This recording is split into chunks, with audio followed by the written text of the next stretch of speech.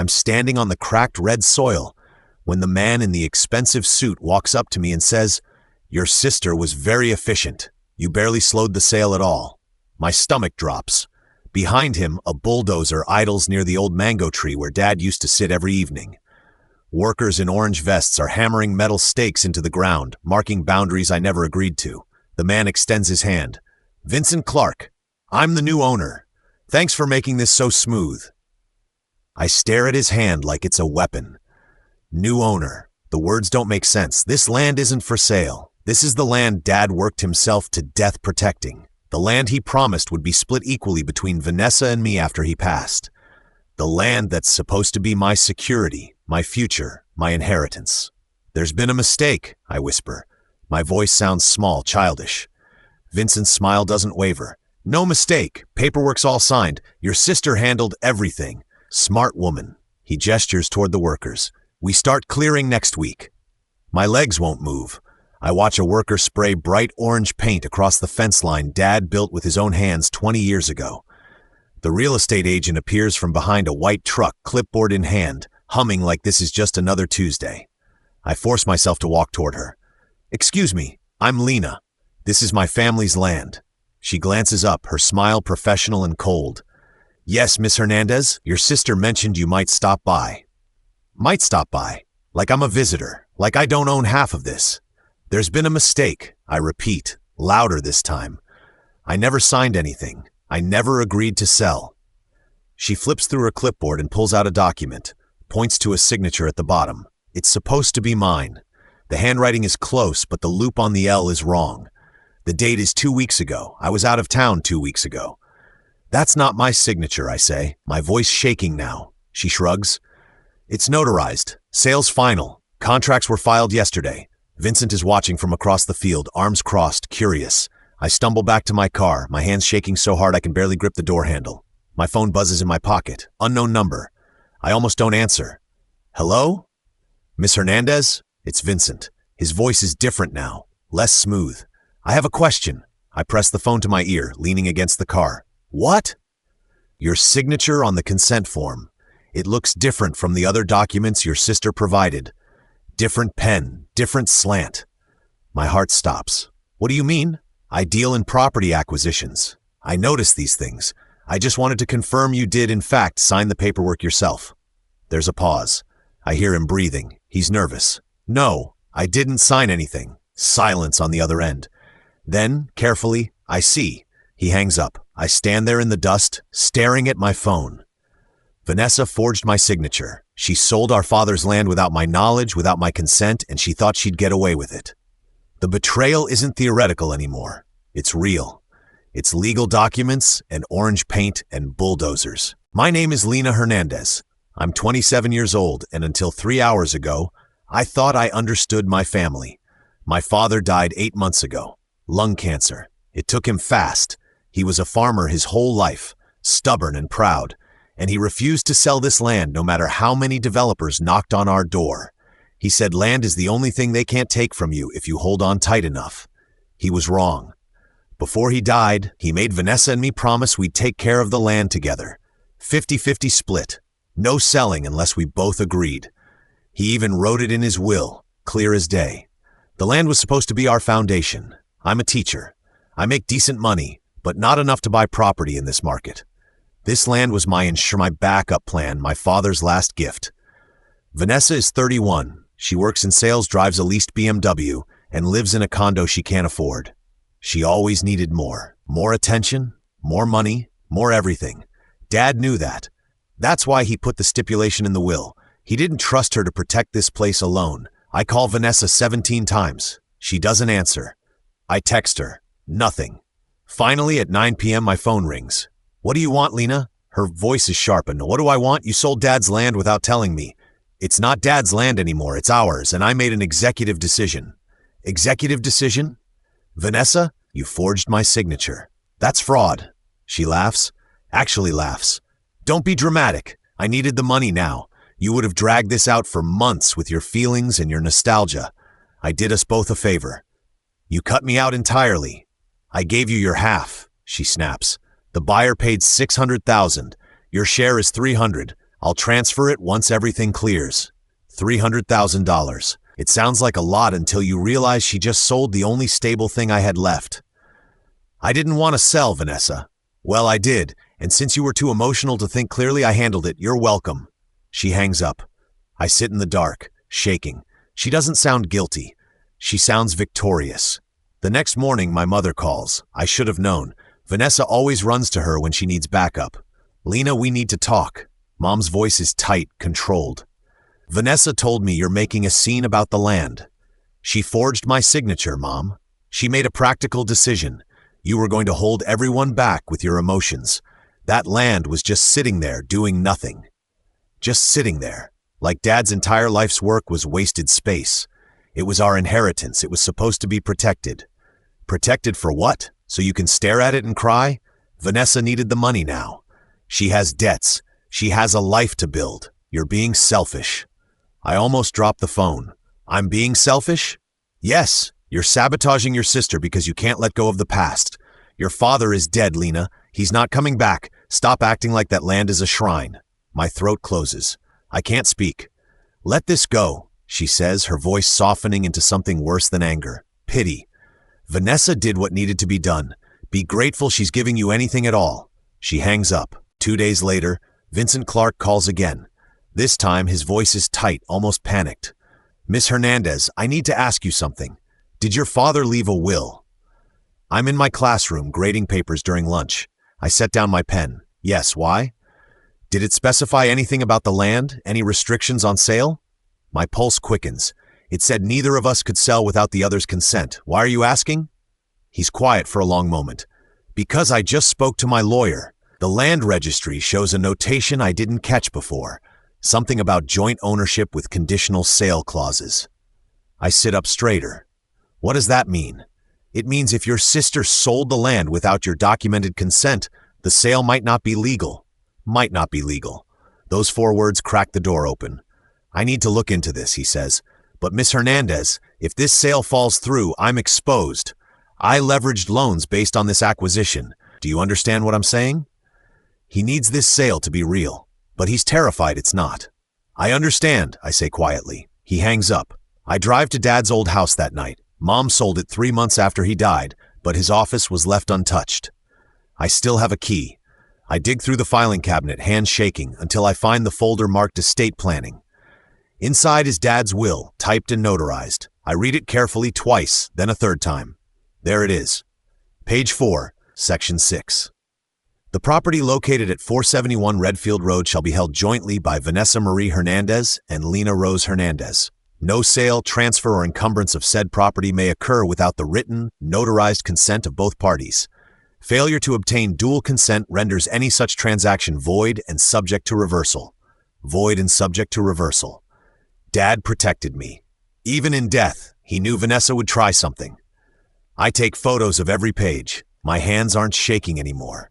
I feel cold, clear, focused. Vanessa thought I'd just accept this. She thought I'd take the money and disappear quietly. She didn't think I'd fight.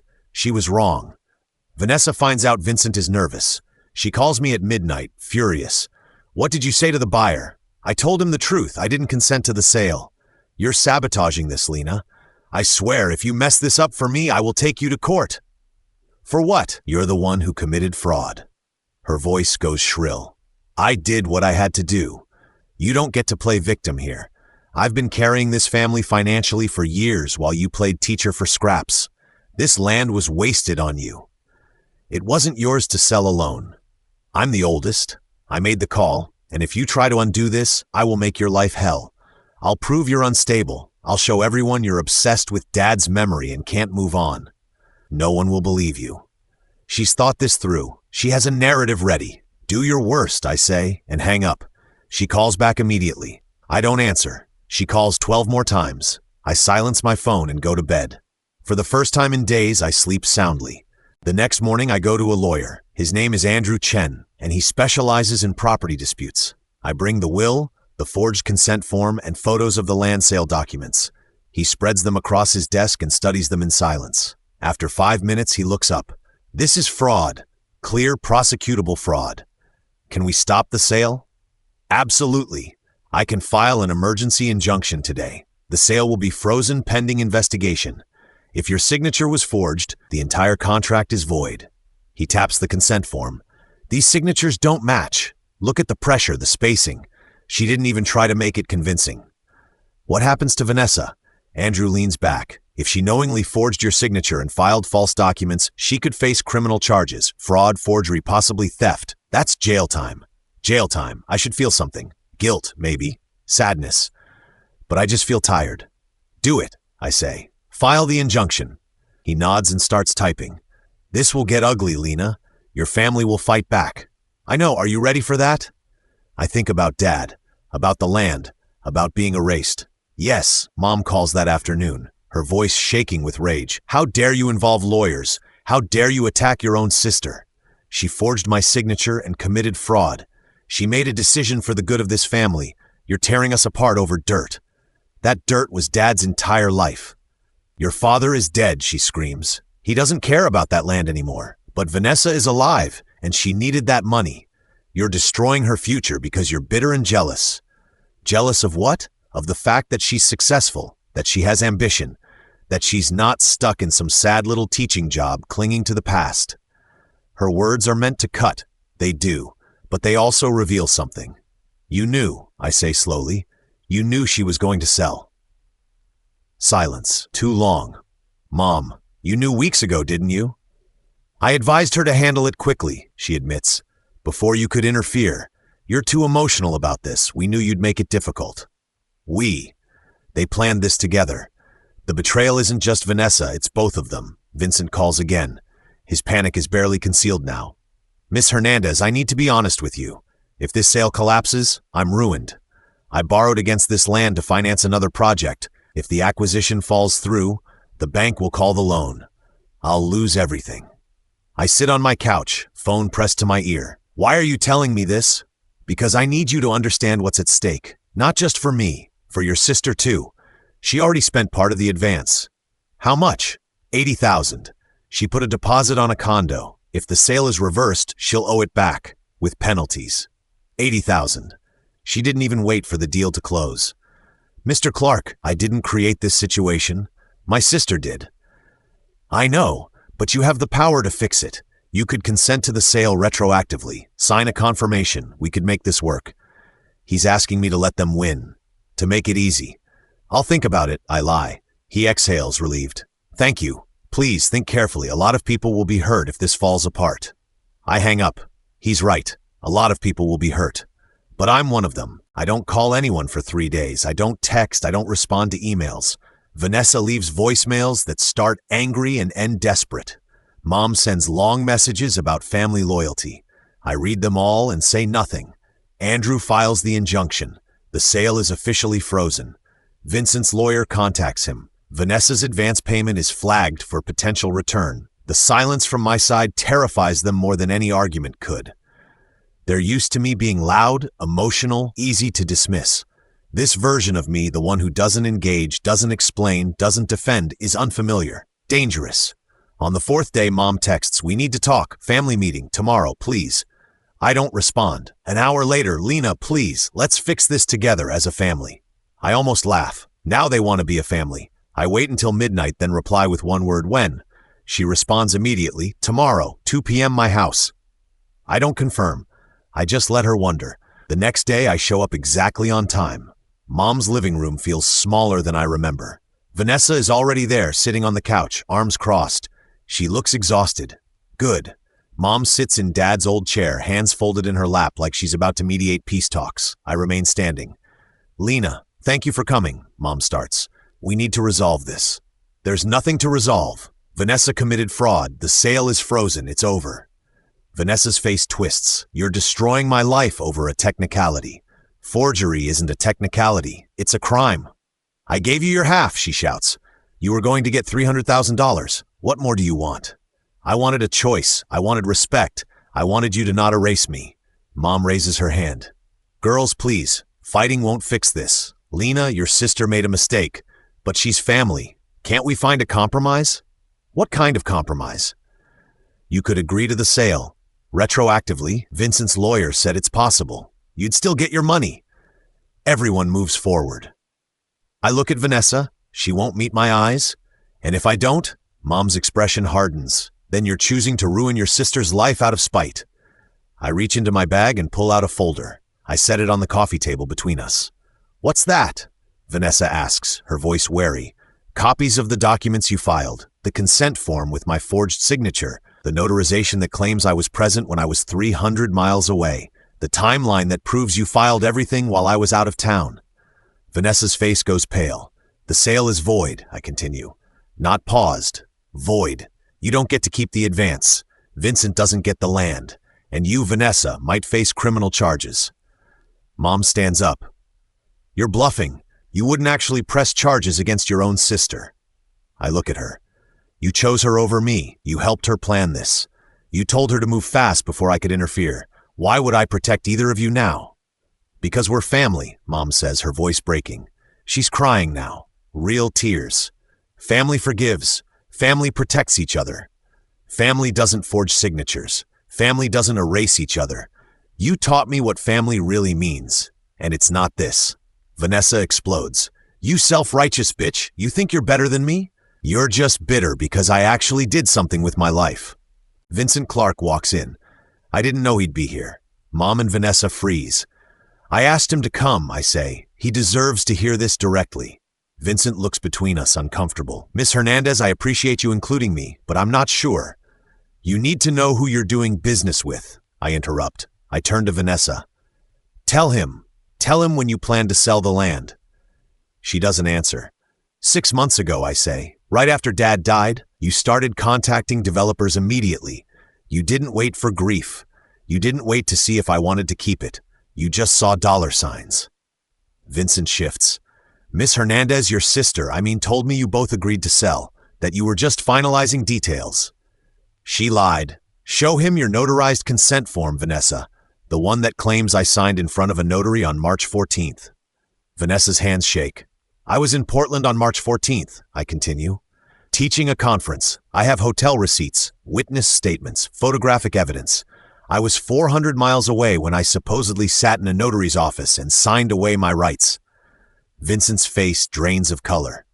You told me everything was legitimate, Vincent says to Vanessa, his voice low and dangerous. You assured me there were no complications. It was a procedural shortcut, Vanessa stammers. Lena would have agreed eventually. I just moved things along. You committed fraud, Vincent says. You made me complicit in fraud. Mom jumps in. This is all a misunderstanding. Lena is making this bigger than it needs to be. We can fix this. We can make everyone whole. How? Vincent demands. I leveraged my business on this acquisition. If the sale is void, I'm facing bankruptcy. Criminal exposure. Do you understand what you've done? Vanessa starts crying. I needed the money. I'm drowning in debt. I didn't have a choice.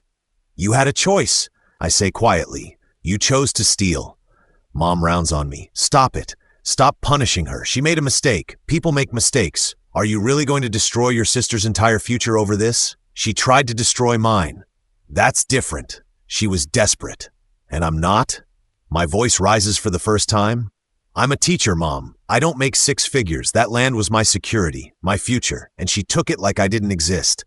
Vincent pulls out his phone. I need to make a call. He steps into the hallway. We can hear him speaking in low, urgent tones. When he comes back, his face is set.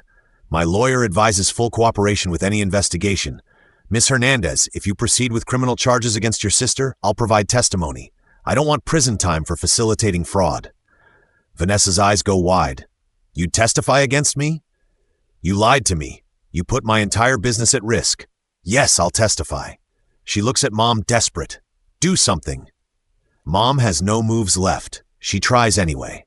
Lena, please, think about what you're doing. If Vanessa goes to jail, our family is destroyed. Your nieces and nephews will grow up with a mother in prison. Is that what you want? I don't have nieces and nephews. Vanessa doesn't have kids. Mom falters. She was reaching for anything. Vanessa stands, her composure finally shattering. You know what? Fine, you win, Lena. You always have to win. You always have to be the victim.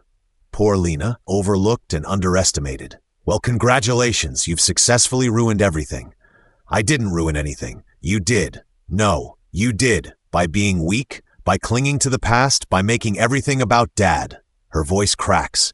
He's dead, Lena. He's been dead for months, and you're still trying to make him proud. It's pathetic. The room goes silent.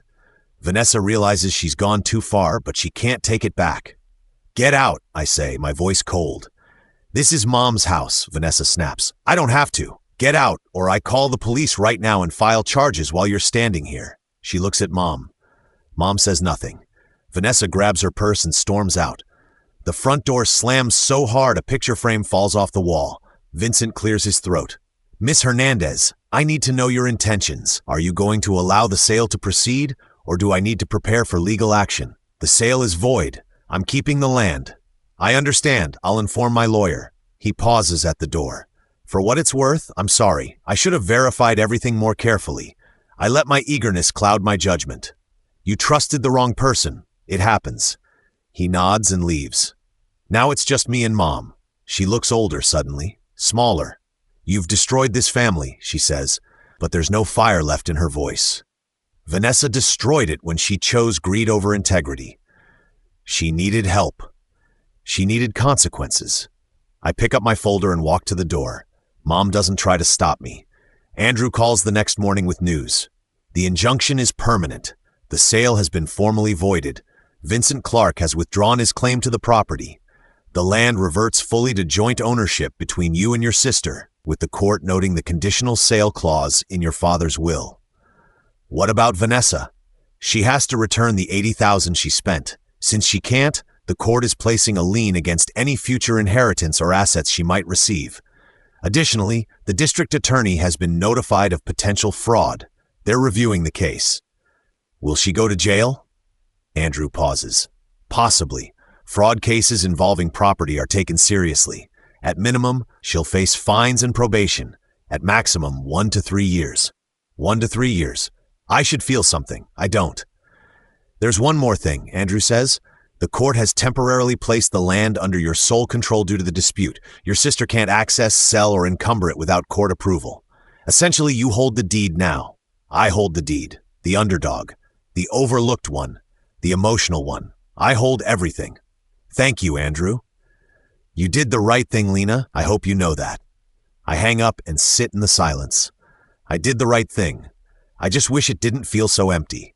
Vanessa shows up at my apartment 3 days later. I see her through the peephole, standing in the hallway, looking smaller than I've ever seen her. I almost don't open the door, but I do. What do you want? Can I come in? I step aside. She walks in slowly, looking around like she's never been here before. Maybe she hasn't. I'm sorry, she says. Her voice is raw. I'm sorry for everything, for forging your signature, for lying, for treating you like you didn't matter. I don't say anything. I was desperate, she continues. I owe so much money. Credit cards, the lease on my car, the condo deposit. I thought if I could just get ahead, I could fix everything. I thought you'd understand eventually. You thought I'd forgive you for stealing from me. I thought you'd be okay. You always are. You're strong, Lena. You don't need anyone. You never have. I almost laugh.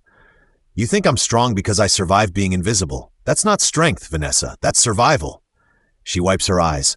I know I don't deserve forgiveness, but I'm begging you. Please don't press charges. I can't go to jail. I'll lose everything. You already lost everything, I say. The sale is void. You owe $80,000 you don't have. The DA is reviewing your case. What's left to lose? My freedom, my future. Please, Lena. I'll pay you back. I'll work it off. I'll do anything. You'll do anything now, but you didn't care about me when you forged my name. She's crying now, really crying. I know I was selfish. I was cruel. I've been jealous of you my whole life. Jealous of what? You were always the favorite. Jealous of how Dad looked at you. Like you were the good one. The one who got it. I spent my whole life trying to prove I was worth his attention, and he still left half the land to you, like we were equal. We were never equal. I stare at her. All this time, I thought she didn't care, but she cared too much, in the wrong way. I can't fix that for you, I say. I'm not pressing charges, but I'm not dropping the case either. What happens next is up to the DA. That's not enough. It's all I have. Vanessa leaves without another word. I don't expect to hear from her again, and I don't. Mom calls once, 2 weeks later. Your sister moved in with me, she says. She lost her condo, lost her car. She's working at a call center now, paying back the debt. I'm sorry to hear that. Are you? Because you did this to her. I didn't forge any signatures, Mom. She did this to herself. Silence. Then, quietly, I was a bad mother to you, wasn't I? The question catches me off guard. Yes. I always thought Vanessa needed more help, more support. She was louder, more demanding. You were so self-sufficient. I thought you didn't need me. I needed you. I just stopped asking. I'm sorry. She doesn't sound like she means it. Not really. But it's something. I need to go, I say. She hangs up. I sit in the quiet and realize something. I don't need their apology. I don't need their understanding. I needed proof that I wasn't crazy, that I wasn't selfish, that I mattered. And I got it. Andrew helps me restructure the land legally. We create a trust in Dad's name that protects the property from any future unilateral sale attempts. Neither Vanessa nor I can sell without the heir's notarized, lawyer-verified consent. No loopholes. No shortcuts. The land is safe. I visit it one afternoon in late summer. The orange stakes are gone. The bulldozer tracks have faded. The mango tree is still standing. I sit where Dad used to sit in the shade and I cry. Not because I'm sad, because I'm free. I spent years thinking I had to earn my family's love, that if I was good enough, quiet enough, helpful enough, they'd finally see me. But they never did, and they never will. That's not my failure. It's theirs. I protected Dad's land, I protected his memory. And in doing that, I protected myself. I didn't scream, I didn't beg, I didn't bend. I was firm, I was strategic, and I won. The story ends not with shouting or reconciliation, but with quiet peace. I'm standing on the land at sunset, the red soil warm under my feet. The horizon stretches out in all directions, and for the first time in months, I feel like I can breathe. Vanessa will rebuild eventually. Maybe she'll learn. Maybe she won't. Mom will keep choosing her, keep blaming me. That's fine. I don't need their approval anymore. Vincent Clark sent me a short email last week. Thank you for your honesty. I'm sorry for my part in this. I hope you find peace. I hope he does too. The land is mine now. Well, half mine. But the other half can't touch it without me. And I'm not letting go. Not for money. Not for family pressure. Not for anything. Dad was right. Land is the only thing they can't take from you if you hold on tight enough. I held on, and I'm still here. The sun sets slowly, painting the sky orange and pink. I take a photo and send it to no one. This moment is just for me. I was underestimated my entire life, and that became my greatest weapon. I walk back to my car as the first stars appear. I don't look back.